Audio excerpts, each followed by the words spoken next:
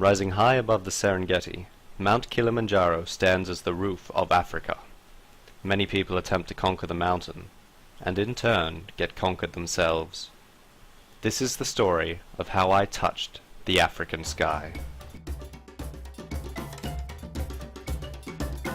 The beginning of my journey up Kilimanjaro began with meeting the people I would be traveling across Africa with. I arrived in Nairobi, the capital of Kenya.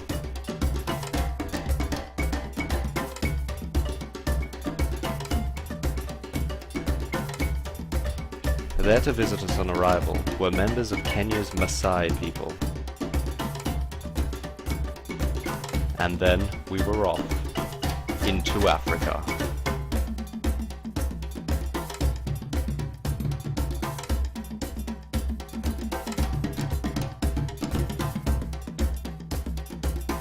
We visited a Maasai village in order to gain an understanding of those who lived in the shadow of the mountain. As we moved through Kenya to Tanzania, the colors of the Maasai were visible everywhere. Seeing is believing, and when I saw Kilimanjaro looming in the distance, I knew I was in for a challenge unlike I had ever faced. Crowned with glaciers, Kilimanjaro dominated the surrounding landscape. My group prepared for our next week to be owned by Mount Kilimanjaro.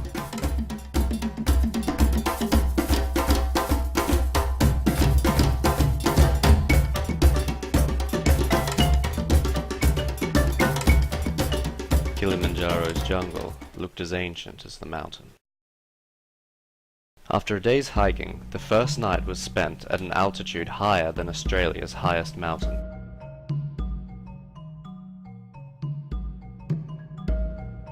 The trek upwards continued.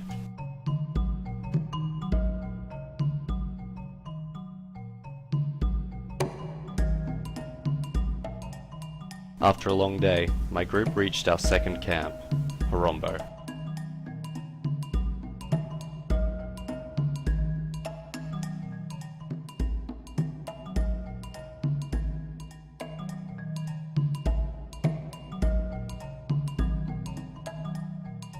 The physical strain of the hike was exerting itself on some of the group, yet we continued forward, higher on the mountain. The environment changed around us. We had traversed a forest, a temperate meadow, and now we stood in a cold, misty desert.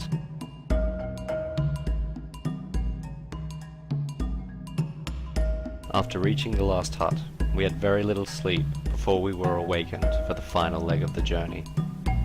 For 7 hours we marched upwards, in the cold and the dark.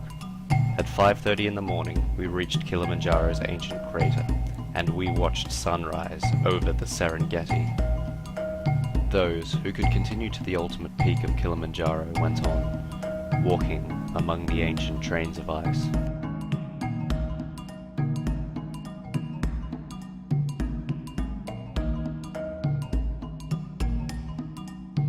And then I had made it. I stood on the highest point in Africa, and one of the highest places in the world. We rejoiced in the climb down the mountain.